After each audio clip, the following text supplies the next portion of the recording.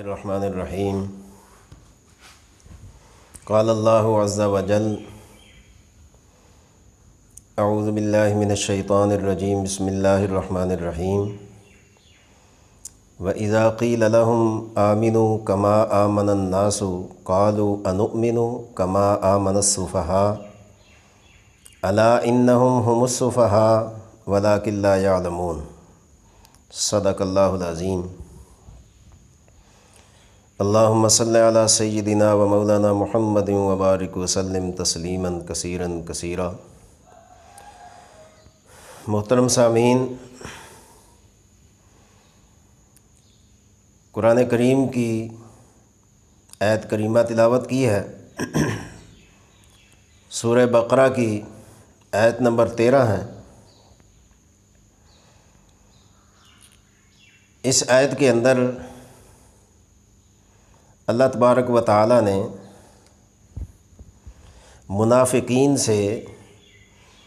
ایسے ایمان لانے کا مطالبہ کیا ہے جیسا کہ ایمان صحابہ کرام علیہم الرضوان لائے تھے۔ اس آیت کریمہ کے اندر اللہ تعالیٰ نے منافقین کو جواب بھی دیا ہے، ان سے سوال بھی کیا ہے، اور منافقین نے جو جواب دیا تھا اس کا ذکر بھی اللہ تعالیٰ نے اسی آیت کے اندر کیا ہے۔ زیادہ میں تفصیل میں نہیں جانا چاہتا۔ سورہ بقرہ کے دوسرے رکوع سے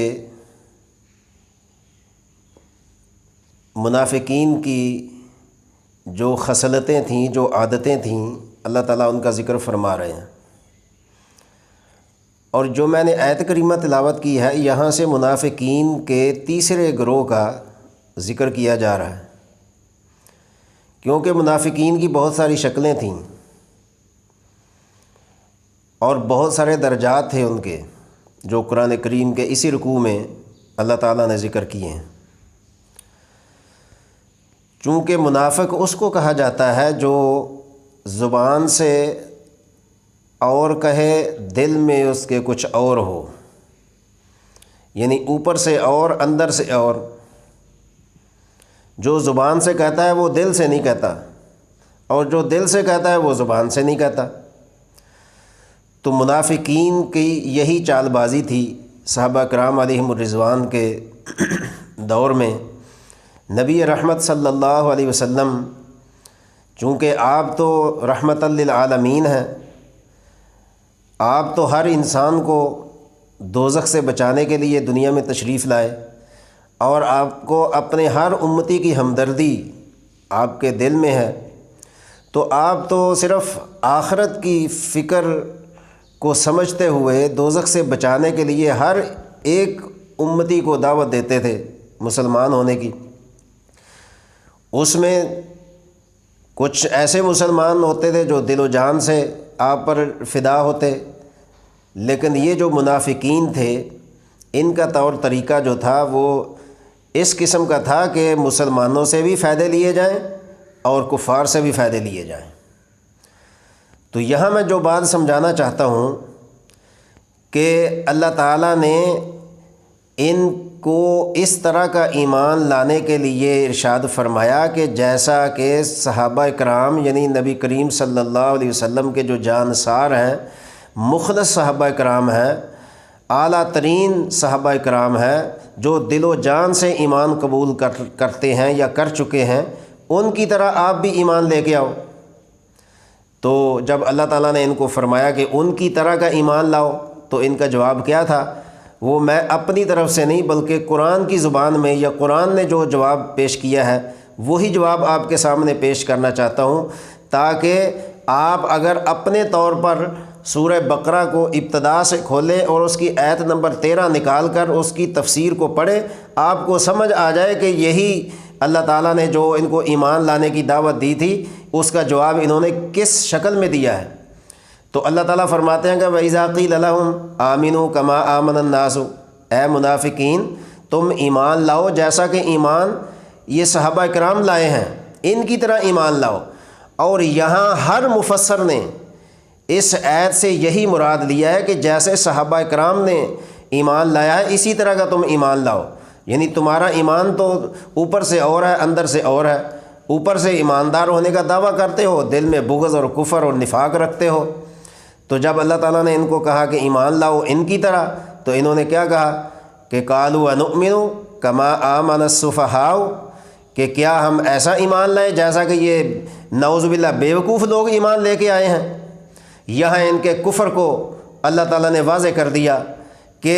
جو حقیقت میں صحابہ کرام ایمان لائے تھے ان کو انہوں نے نعوذ باللہ بیوقوف کہا۔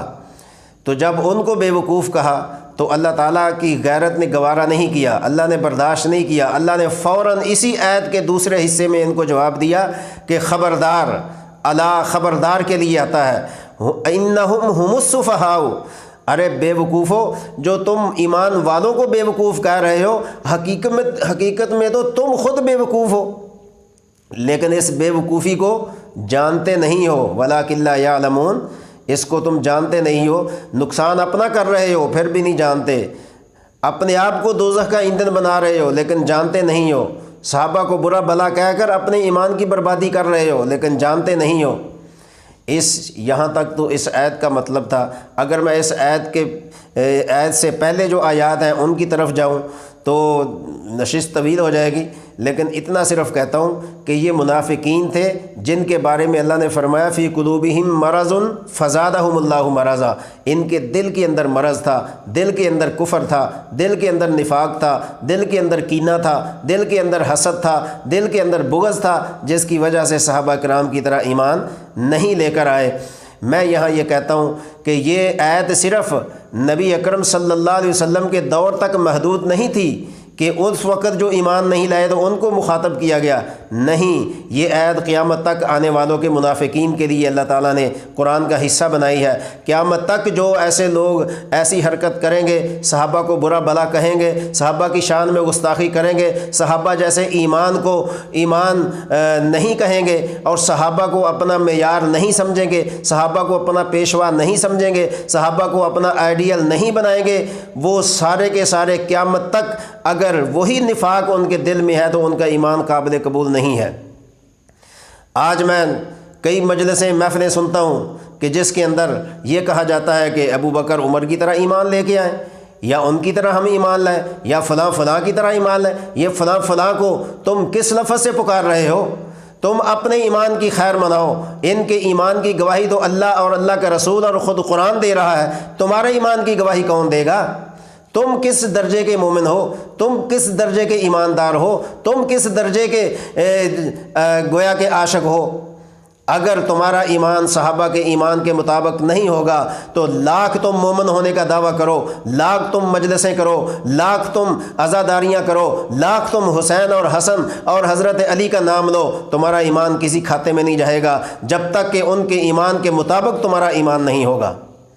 تو لہٰذا میں تمام اہل اسلام سے جو اسلام کا درد اور اسلام سے محبت رکھتے ہیں، اسلام کو اپنا معیار ایمان سمجھتے ہیں، صحابہ کو معیار ایمان سمجھتے ہیں، ان سے میری گزارش ہے کہ ایسی مجلسوں میں جانے سے پرہیز کریں جہاں تمہارا ایمان خطرے میں پڑتا ہو۔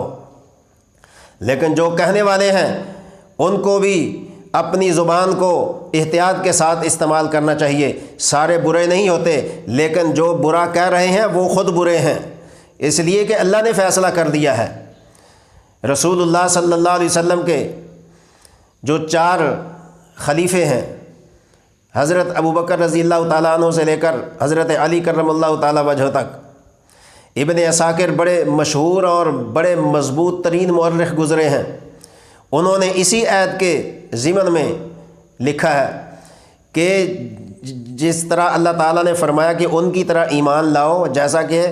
صحابہ کرام ایمان لائے ہیں، تو مورخ لکھتے ہیں کہ اس آیت سے جن کو معیار ایمان کہا جا رہا ہے وہ کون ہے؟ فرمایا کما آمنا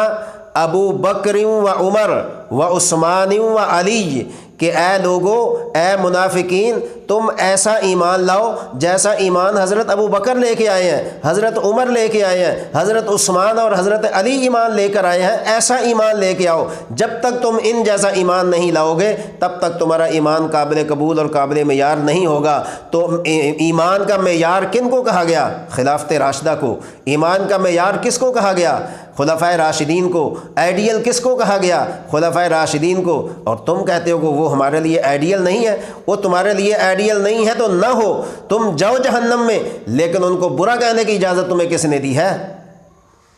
تو اس لیے اس آیت کے ضمن میں جو لوگ صحابہ کی طرح ایمان نہیں لائیں گے وہ قیامت تک بے وقوف رہیں گے۔ میں نہیں یہ کہہ رہا، اللہ کا قرآن کہہ رہا۔ اور ایک اور بات سمجھ لیں، نشست لمبی ہو رہی ہے لیکن میں اہل اسلام کے لیے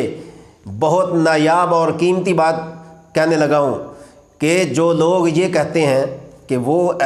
کیسے ایمان تھے، ان کے دلوں میں یہ تھا یہ تھا یہ تھا، ایک تو ان کے دل تو اللہ اور اللہ کے نبی نے صاف کر دیے، ان کے دلوں پر کسی قسم کا کوئی شک نہیں ہے، لیکن تم اپنے دلوں کی خیر مناؤ جن کے اندر حسد، بغض اور کینہ کدورت بھرا ہوا ہے۔ یہاں یہ بات سمجھنی ہے کیا کہ رسول اللہ صلی اللہ علیہ وسلم نے 2 خلفاء سے بیٹیاں لے کر ان کے ایمان پر مہر لگائی ہے۔ 2 خلفاء سے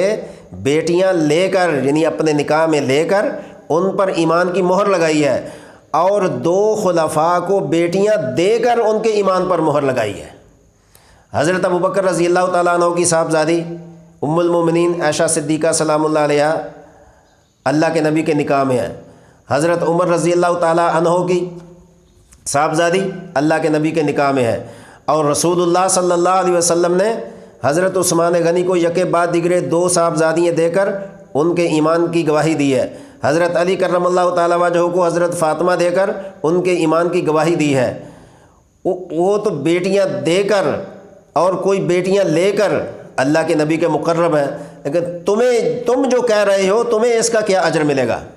اور تیسری بات میں یہ کہنا چاہتا ہوں حضرت علی رضی اللہ تعالیٰ عنہ کے بارے میں کہ لوگ سمجھتے ہیں کہ یہ بہت عاشقان علی ہیں، عاشقان حسین ہیں، عاشقان اہل بیت ہیں۔ اگر میں عقیدہ امامت زبان پر لاؤں اور عقیدہ امامت تمہارا کھول دوں کہ عقیدہ امامت تمہارا کیا ہے، 12 اماموں کے بارے میں تمہارے کیا عقائد ہیں، تو یاد رکھو تمہیں چھپنے کی جگہ نہیں ملے گی۔ یہی حضرت علی رضی اللہ تعالیٰ عنہ جن کے بارے میں تم کہتے ہو کہ علی ولی اللہ وصی الرسول اللہ و خلیفۃ بلا فصل، اگر حضرت علی کے دور میں یہ کلمہ پڑھا گیا تھا، کسی قرآن میں، کسی حدیث میں، کسی تاریخ میں کوئی ثابت کر دے کہ حضرت علی نے یہ کلمہ پڑھا تھا، تو حضرت علی نے تو وہ کلمہ پڑھا تھا جس کے 2 جز ہیں، لا الہ الا اللہ محمد الرسول اللہ۔ یہ کلمہ پڑھ کر حضرت علی مسلمان ہوئے تھے، اور جو کلمہ تم پڑھتے ہو وہ تو حضرت علی نے، حضرت حسین نے، حضرت حسن نے ساری زندگی نہیں پڑھا، تو تمہارے لحاظ سے تو حضرت علی مسلمان ہی نہیں ہیں، تم کیسے حضرت علی کے عاشق ہو؟ پھر حضرت علی رضی اللہ تعالیٰ عنہ نے 2 سال 2 مہینے 10 دن حضرت ابو بکر کے پیچھے نمازیں پڑھیں، 10 سال حضرت عمر کے پیچھے نمازیں پڑھیں، 12 سال کم و پیش حضرت عثمان غنی کے پیچھے نمازیں پڑھیں، تو تم کہہ رہے ہو کہ ابو بکر عمر عثمان کہاں کے مسلمان ہیں؟ تو یہ جو حضرت علی نے ان کے پیچھے نمازیں پڑھی ہیں ان کا کیا بنے گا؟ تم تو حضرت علی کی توہین کر رہے ہو، تم نے تو حضرت علی کے ساتھ جھوٹا محبت کا دعویٰ کیا ہے، خود بھی جھوٹے ہو، دوسروں سے بھی جھوٹ کہتے ہو۔ تو اس لیے حضرت علی رضی اللہ تعالیٰ عنہ ہمارے لیے معیار حق ہیں۔ خلفائے راشدین میں جو درجہ اللہ کے نبی صلی اللہ علیہ وسلم نے ان کو ارشاد فرمایا ہے ہم اس کو من و ان مانتے ہیں، لیکن میں تمام اہل اسلام سے کہتا ہوں کہ حضرت علی اور حضرت امام حسن، امام حسین اور دوسرے خلفاء، ان کے اندر کسی قسم کی کوئی شک اور تردد کی بات نہیں تھی، یہ آپس میں محبت پیار سے رہتے تھے۔ اللہ کے نبی نے جو جو ان کو درجہ دیا ہے اس کو قرآن و حدیث نے ذکر کیا ہے۔ اور یہ آخری بات کہنا چاہتا ہوں کہ تم حضرت فاطمہ رضی اللہ تعالیٰ عنہا کو جتنا مرضی بڑھا دو، جو مرضی ان کے بارے میں کہہ دو، اور کسی کو جس طرح مرضی ان کا قاتل بنا دو، لیکن یاد رکھو حضرت علی رضی اللہ تعالیٰ عنہ کے ساتھ حضرت فاطمہ جنت میں جائیں گی اور حضرت علی کے ساتھ جنت میں رہیں گی، اور حضرت عائشہ اور حضرت حفصہ کے بارے میں تم جو کچھ مرضی کہہ لو، لیکن وہ رسول اللہ صلی اللہ علیہ وسلم کے ساتھ جنت میں جائیں گی، اور تمام امہات المومنین آقا دو عالم صلی اللہ علیہ وسلم کے ساتھ جنت میں رہیں گی۔ اللہ تعالی ہم سب کو عمل کی